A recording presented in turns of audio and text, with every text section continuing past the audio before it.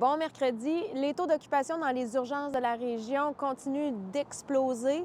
Ça débordait hier, ça déborde encore aujourd'hui. Je vous donne par exemple le cas de l'urgence de Magog où le taux d'occupation était de 214 plus tôt ce matin.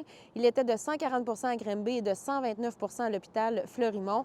Pour l'ensemble de la région, des dizaines de personnes attendent donc sur des civières.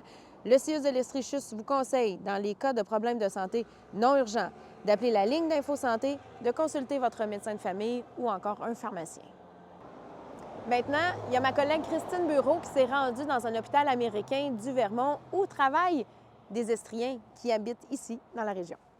Qui habite en Estrie, mais qui travaille à l'hôpital de North Country à Newport. Ça, c'est à peu près à une quinzaine de minutes de la frontière canado-américaine. Et je me suis rendue la semaine dernière à Newport pour rencontrer une ergothérapeute qui habite à Mansonville, Joanne Champigny, et une technicienne en pharmacie, Bonnie Davis, qui, elle, habite à Stansted.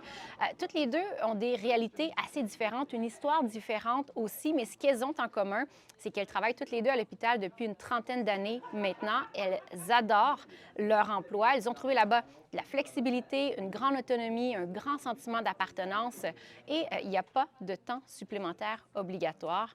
Leurs témoignages sont à lire sur l'appli Info.